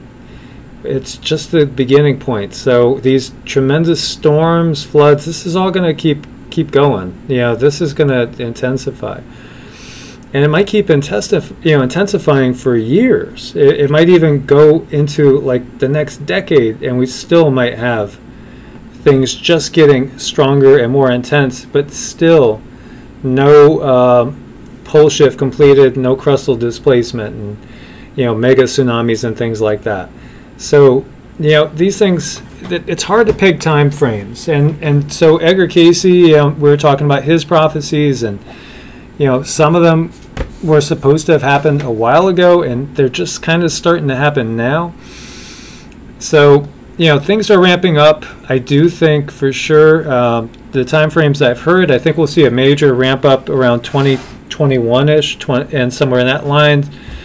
And then the big stuff will probably start more around 2024, the real big stuff. But, you know, it's not to say that we couldn't have a 8.3 tomorrow in Cascadia or in downtown LA, because it could. There's, and as we were seeing with the volcanoes everywhere. So the one waking up there in Iceland, you know, that could be a very, very pivotal one. Another source said watch for that one and watch for Vesuvius, because those two go, and then, you know, we are in for major changes, and especially up in Europe. And of course, if Yellowstone goes, then we're all in big trouble. But regardless, the big thing is really consciousness and the change in consciousness, and that's what, you know, we were trying to get at with the first caller there. The change, you know, between the ages, because really there is so much to that. And I've been dying to delve into some of the numerology that's in the Bible, for instance. That, you know, why are there 12 tribes? Why are there 12 disciples? Why 40 years in the desert? Why 40 days of fasting? Why 7 lampstands? You know, why, you know, there's all this numerology in there that is speaking to a higher level of understanding than just the basic what we see in there. And so, you know, the Kabbalah, and I had one viewer say, you know, you have to talk more about this. And, you know, I've talked about the Kabbalah, I've talked about Hermeticism, I've talked about sacred geometry, for instance, and the fact that we live in a fractal universe. Everything is fractals. Yeah, and when you start to realize that and start to study sacred geometry, you really get a big picture of what reality really is. And we do live in a matrix, and that's why astrology actually works to some degree, because it's part of the matrix in which we live. And so many of the scientists think that our reality is actually 2D and not even 3D. So everything on the 3D is truly just a hologram, an illusion made by our minds in order to allow us to fully experience this reality. So there's a lot of stuff that people that perhaps haven't been exposed to those ideas and those ways of thinking, they're not grasping some of the possibilities out there and still holding on to leftover energy of old ages that are passing and fading away. Because our understanding is growing. Yep, gematria, for sure. There's a lot of coded communication, as you're saying out there, Tirso. And it is, and just like it's stated, for those that have eyes to see and ears to hear, you'll understand. For the masses, most won't, because they just won't get it. But that's part of being exposed to a lot of different traditions and delving into the mystery traditions. And there's reasons why so many things were branded so that you would be terrified to go near them, because those that hold the power because of their knowledge, and because they know more than the mass of the public out there, and they use their knowledge to their advantage while trying to keep that knowledge away from the public, from the masses. And so, that's part of the system of control. So how better to keep people in the dark than to make them fear it, make them terrified of it by telling them, this is evil, and this leads to hell, and this leads nowhere but going down this negative path. But in reality, this leads to greater understanding of everything, how the universe works, who these people in charge are, how they get their knowledge and power, where it all comes from.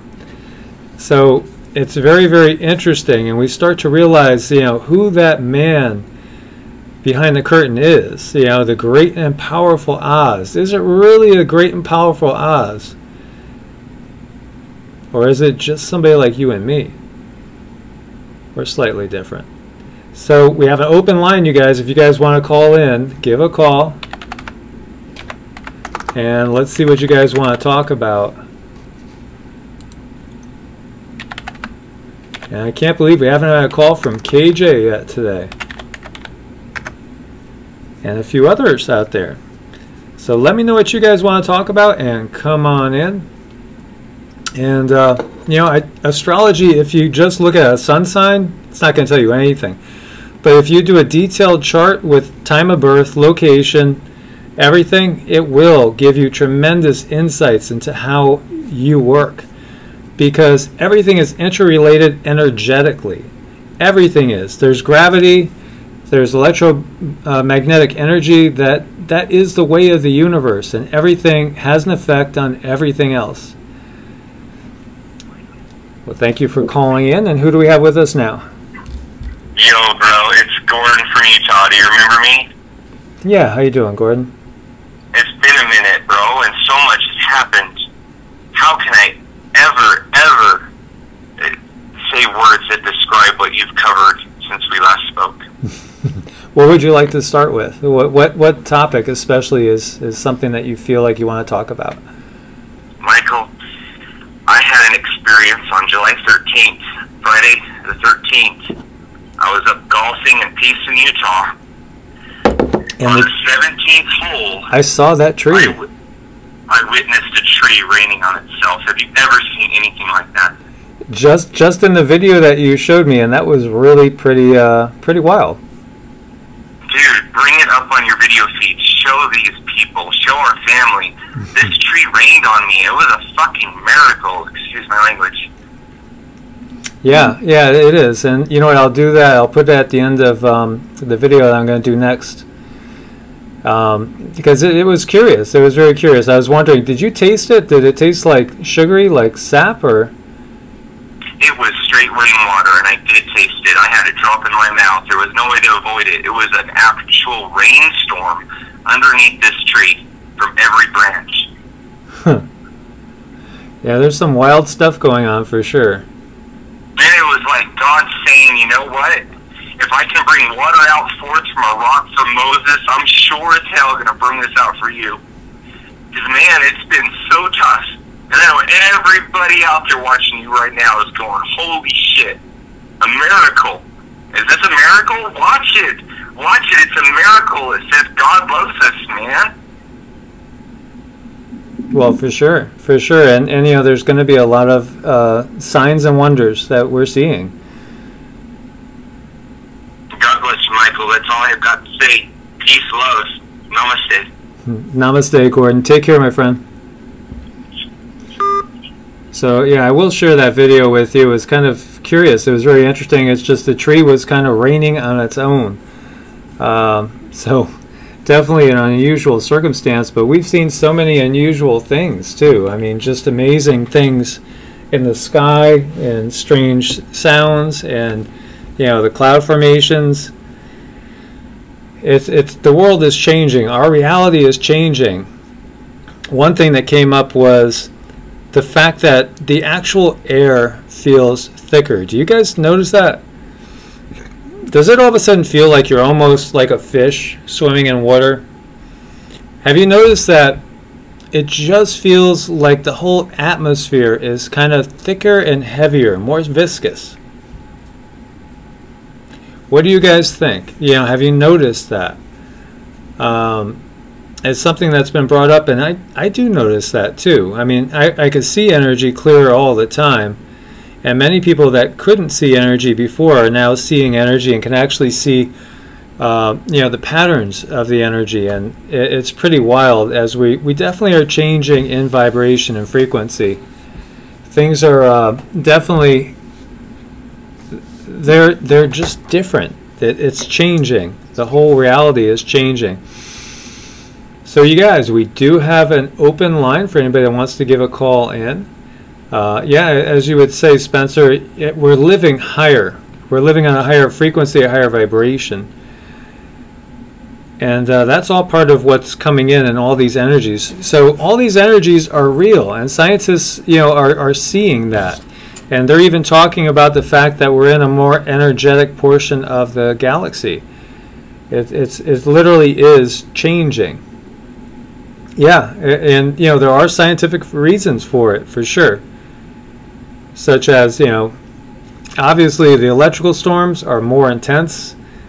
The sun feels stronger, but that's probably because of the fact that the magnetosphere is going away. It's definitely declining rapidly.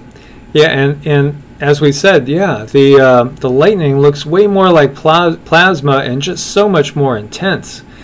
And look at Mars. You know, Mars is so bright in the sky. When have you ever seen Mars this bright in the sky like that? And of course you have that huge dust storm going on Mars, and we've had one too with the African sandstorm that's just being spit up into the air. And it's wild times that we live in, for sure. Things are seriously changing. All the planets are changing. And, you know, this is just the beginning. Yeah, this is just the beginning. And you guys are sending in a ton of pictures that are very interesting, and we'll keep sharing some of those, as well as your experiences, because I know you guys, I could, just from the conversations that I have with you, so many of you, your consciousness is changing. The outdated ideas are going away, and your way at looking at things is growing and expanding. Hello, caller. You're on the air. And who do we have with us now? It's Karen in Hawaii. Hi, Karen. Well, thank you for calling in. What would you like to talk about? I would just like to tell people the benefit of distilled waters. Sure. Oh, yeah, definitely do that. I had a stroke about a couple of years ago. I'd gone vegan and I relapsed on cheese. and I had all kind of health problems. I was living in Hawaii for about, 15 years, and I protested Monsanto, and I was shot while mowing the lawn, and my animals were murdered, and I just kind of gave up. And did you say you were actually shot and your animals were murdered? Yeah. My cats were trapped and roasted to death in traps, and they were poisoned, my cats, and then my puppies were stolen. I had a dog that died. I'm not sure exactly, how she died, but I had a lot of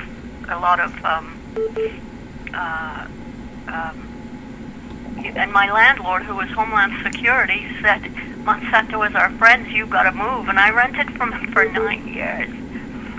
And so I know that there's a lot of stuff that goes on behind the scenes that really is like, he told me he was in Area 51 and stuff, and he'd seen things that he was proud of. I wasn't even asking that stuff, but there is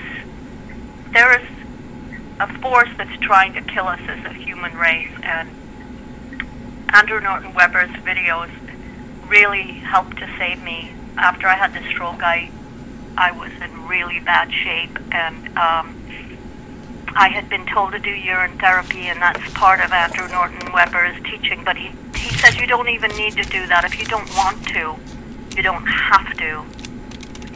And so I had already done it because I had been recommended to do it by somebody who was in my family, very close to me, who had been to India and knew the value of it. And I had done it. It's got stem cells and growth hormones in it, and they are murdering babies. They're, taking aborted fetal tissue and putting it into, all kinds of foods. There's a Natural Health News article that really speaks to that, about the things that they're putting in sodas and packaged foods, and the main company that's doing it is Pranic. But just getting back to the distilled water, it'll wash it all out your body. That's what Andrew Norton Weber was trying to tell people in his videos, but he admitted that he had a cooked food addiction and a meat addiction. And I really think that, that's why he's not, I don't know, I'm not going to say he's not on the air now, because he had his own, he had his own growing to do, but a lot of people were attacking him, and, if you're talking about drinking your pee, you're going to get attacked, you know what I mean? Right. But I can tell you this, and I'm only repeating what I've seen on his videos that helped me, is that the heart drug urokinase is made from men's urine taken from porta potties. There's a lot of videos on this. There's there's one guy, he's got porta potties that he puts a filter in where they catch the men's urine, because they can't catch the women's because it goes in with a poop, right? But in the porta potties in the men's, they catch the men's urine, they put it through a filter, they save that protein, and they put it in the heart drug urokinase, and they make billions. It's a $1 billion a year industry, and nobody's talking about this. No, when you send your kids to school, they tell you, oh no, your urine is a waste product, but it's not. Andrew Norton Weber was telling people, look at these fountains all over the world, little boy peeing into the fountain and it gets recycled, and that's what they're trying to tell you. But it's the only one that's not a waste product. Everything else is, that comes out the orifices, it is, but the urine is not. And where I live, I had my house egged 4 nights in a row telling people this. And other problems. The trees that I planted in the community garden, they all got yanked out, but, I wasn't watching your program. I didn't know about that I'd have to plant different kind of trees, because of this, the ice age we're looking at. Yeah. But, well, you're the second person in one day to tell me about the them taking the men's urinal waste and using it for that. So it was interesting that you're the second person today that's mentioned that to me. Plus murine eye drops, that's mare urine. If you knew what they did to those poor horses, they make them stand until they die in a stall, putting out urine to go in murine eye drops. And Premarin, the women's menopause drug, that is pregnant mare urine. Wow. And there's like they had 500 in North America farms that they did that on. And if you saw, you know, they say they don't have it in the U.S. anymore. They banned it, but I'm not sure. So, and then the fertility drug is made from the urine of Italian nuns. You know, and when you think of, and then Ormus, they sell Ormus on like Amazon. That's like chemical stuff, minerals from other people's urine. Yeah, it's pretty wild. That is pretty wild, and we all know how evil Monsanto is, for sure. It's just how could you get rid of them? You know, that's the big question. Okay, after I got shot, I was crying on the internet, telling people, "Oh, I got shot," and they said, "Well, you know, you need to study the Sumerian clay tablets." And I'm like, "What has ancient archaeology got to do with me being shot?" And he said, "Follow the money." And so I started reading like Zechariah Sitchin and a bunch of others on Sumerian clay tablets, and it basically is a premise that, and actually there's a lot of evidence to support it, a lot of evidence that aliens have been here like a couple 100,000 years. They've been genetically modifying us to dig gold for them. They've been here so long they got into the Bible, and it's in Genesis 2:12. Go to Havilah where you will find gold, because they're too goddamn lazy to dig their own gold. I'm sorry for the. I won't do that again. The bad language. It's Did okay. I get cut off? No, okay, you're still with us. Oh, okay. I apologize. So the point being is, they genetically modified us with Bigfoot, and they so we would take orders from them. They made us. We didn't speak. We were telepathic until then, but they put us in the bellies of their reptilian females, so that we would learn to speak, and then we could take orders. And because if you can't speak, you can't take orders. And then they trained us to mine for them, and they've been mining our planet for a long time. They've perforated the Earth's crust in so many places that when we do have a serious cosmic rays coming in, there's an awful good chance that that Yellowstone will blow. That's my take on it. And I got into quite a bit of trouble. I don't know if you watched Dutch Synth. Oh yeah. I got into quite a bit of trouble for that with some driller that was drilling close to Yellowstone. I was trying to tell him, well, the last time it went off was 600,000 years ago, and it buried San Francisco in a foot of ash and put us in a 1,000-year ice age. And he said, "Oh no, you're just panic mongering. We want to put you in jail." And then they started giving Dutch Synth the problems. But we've got to really kind of just tell people, the dangers that are there, and that this is our planet. We were here first, and we don't need all this mining, and our water it's really important to drink clean water, clean, pure H2O, like Andrew Norton Weber talks about. And I got so much healing from him. I couldn't lift my arm above my head for 6 months. And when I drank that distilled water, I got a water distiller. I can work again, and I can work harder than I did. I can work for hours, cleaning people's houses, diving, walking, hiking, anything. Gardening. Yeah, we just have to replenish the minerals when you're using distilled water. So, like a trace element, trace minerals are good. No, sir. That's what Norton Weber. He was criticizing that Australian fellow because he aged overnight by putting cell salts. And that other water, the ionized water, that's deadly too. It's not even water. Norton Webber really studied it, you know, like down to the last infinite detail, I think. And my maiden name was carbon water in French, so it was really, you know, it's the thing most humans are made of, carbon and water. Most life on Earth is made of carbon and water. And no, you actually, you can suck what you need from the air ultimately, but one breatharian that really helped me, I forget his name, he explained that there are something like 12 steps to breatharianism, and the first 3 are meat, getting meat out of your life, and then the second 3 are getting vegetables out of your life, and then the third 3 are getting fruit out of your life, and then the last 3 are getting water out of your life. And if you do it in that order, you can ascend. That's what he explained to me. It kind of made sense, and it was kind of seemed like it was trite at the time, but I've had over 10 years to think about it and play around with it, and your water quality is really important, and salt is poison. Norton Webber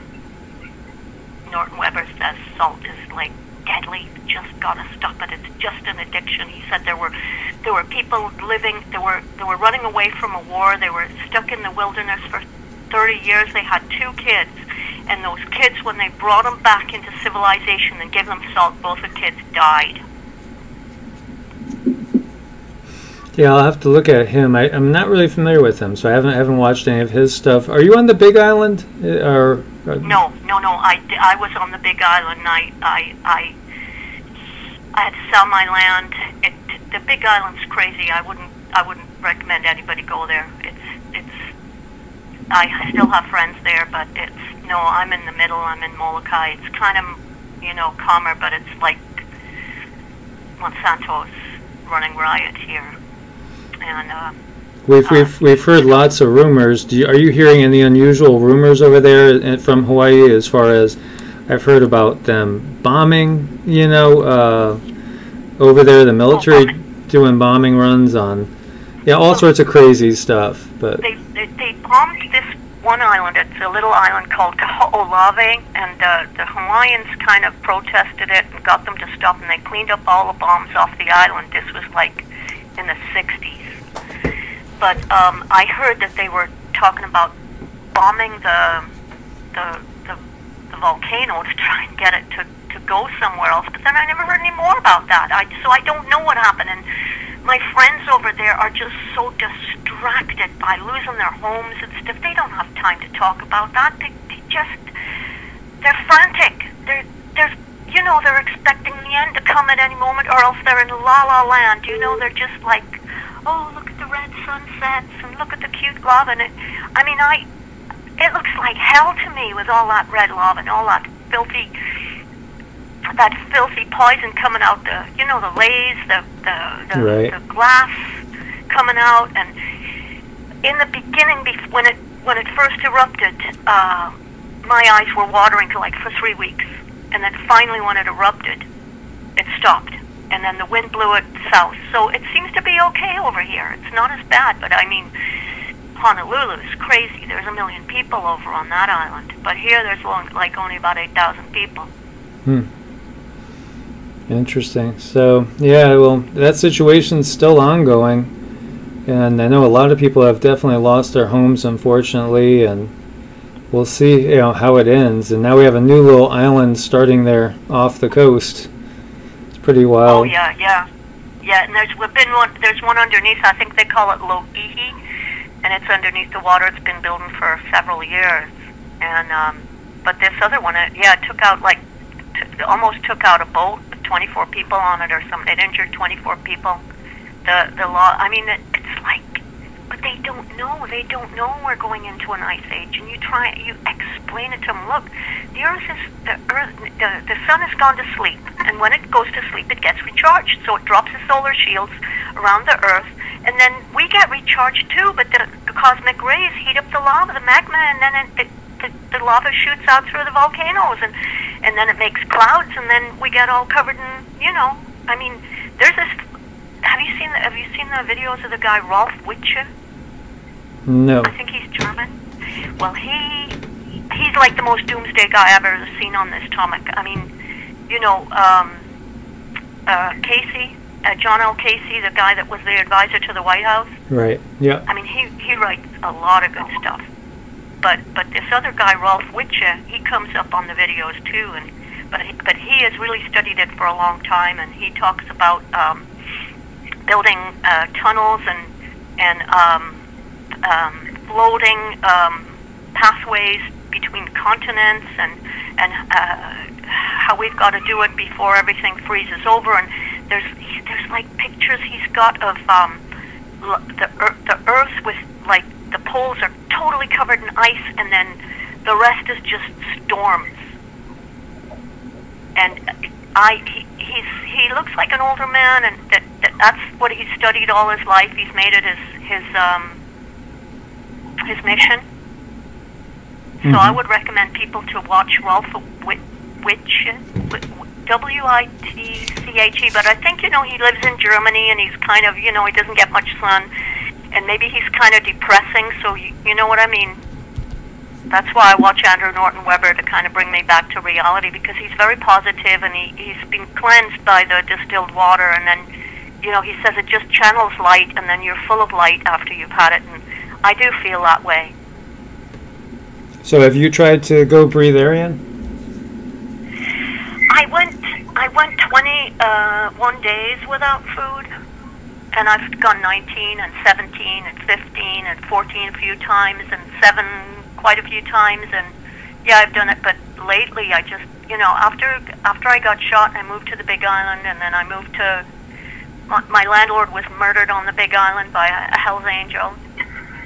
I mean, the people living on the Big Island, it's like, I was told by Hindus, when I went to the Big Island, you will meet, the Big Island is the gut chakra of the world, and you will meet your worst fears, the worst fears in your gut, and I did.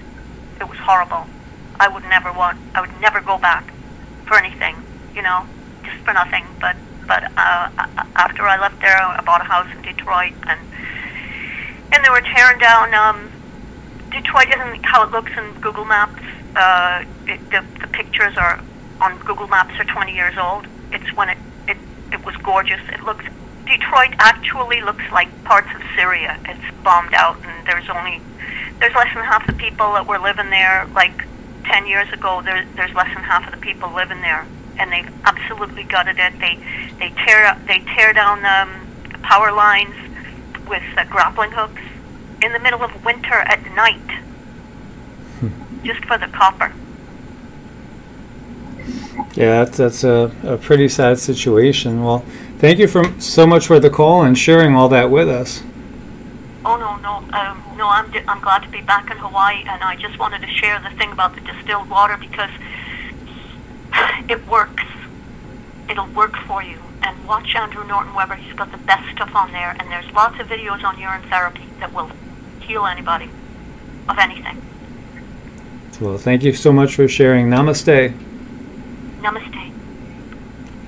So that was an interesting call, and talking about a horrible situation where she was actually shot for protesting against Monsanto, the evil ones, Monsanto, as well as talking about a lot of different things there: breatharianism, distilled water, a lot of urine therapy, a lot of interesting topics there for sure that we touched on. So we do have time probably for one more call. If anybody wants to give a call in, go ahead and give a call, and let's see what you guys want to talk about.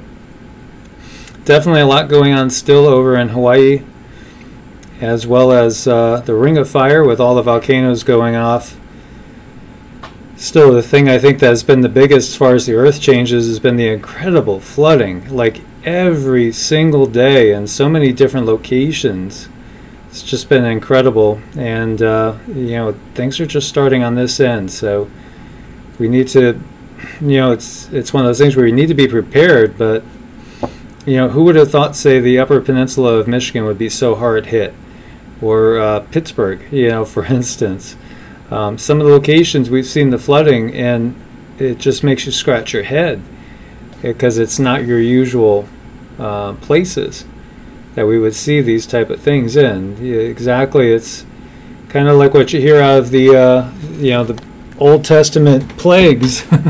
And we do have plagues going on now too. We got this horrible red tide and algae thing going on down here, and then we have all those strange rashes going on that may or may not be tied into the fires. Maybe they're not tied into the fires. Like the first day I was at the beach, when I personally felt like the burning in my sinuses and in my lungs, I noticed there was extreme chemtrail spraying that morning. Just extreme. And so my first thoughts were chemtrails. And then later on they started talking about, like a day or two later, they started talking about the red tide. And, is the red tide a cover-up for what's actually in the chemtrails? So that's kind of like what I'm thinking. And the same thing is the fires. Are the fires just a cover-up for what they're spreading in chemtrails again?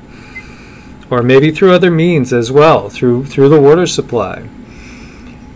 Who can really say? I mean, we wouldn't put really anything against, we wouldn't say that they wouldn't try out anything like exactly the direct energy weapons, because we've seen that before. And don't forget, we have over 200 people that have been hit with the energy weapons in the political realm.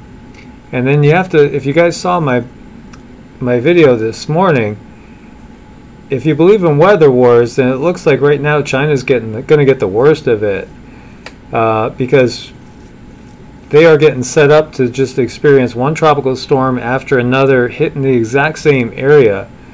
It does kind of look suspicious when you see these weather patterns. And how about HARP? I thought there was just the one HARP, and now I'm finding out there's HARP locations all around the world.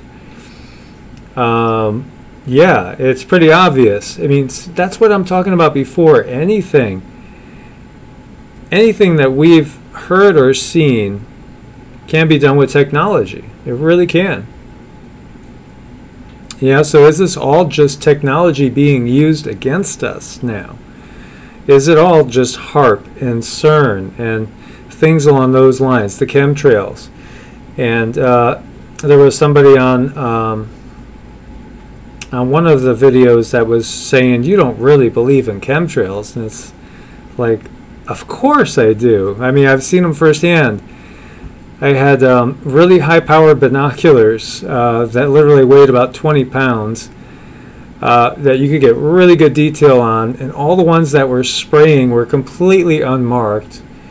And then you would see like an American Airlines go by, or a Delta or something, and they wouldn't be emitting the noxious chemicals that the other ones were that were completely unmarked. They look like 737s, I would say, and completely unmarked, definitely controlled by the military. We've seen people analyze some of the chemtrails and find, things in them, such as whatever that is, the bacteria or whatever it really is that causes Morgellons disease is in the chemtrails, as well as, many have tossed out the ideas of them spreading different diseases through them. And so, is it all part of Agenda 21? For sure. Is it part of that Agenda 21 2030 program now that's going on, and just all meant to, I've had some people say, you know what, they want to take certain parts of the land back. For instance, they want to cause fear around the coastlines in order to get people off the coast or get people off the Caribbean islands. If we look at the Deagle numbers for Puerto Rico, which I think had about 3.5 million people on it, it showed they were going to have like 700,000 people on it. And they've already had almost 1 million people leave it, if not more have left it now. So they're well on their way. So do they want these prime spots for themselves? And is that part of it? And if so, again, what can we do? The biggest thing really is the big news, which is the fact that consciousness is shifting. And we're becoming more and more energetic and living in a more energetic world all the time, where we can actually control our own reality so much greater than we could before. So that's the positive end on it, and that's what we need to really cultivate, is we need to go within. And so, you know, with all the energetic upgrades that we're seeing, learn QiGong, learn Tai Chi, take yoga. Don't be fearful. Don't think that those things lead to the devil. That's just basically the people in control trying to keep you in control. They don't want you expanding your consciousness and realizing the reality of how the universe works. So on that note, my friends, thank you for joining me for this show, and we'll see you again next week at 10 p.m. Eastern Standard Time. Namaste, everybody, and God bless.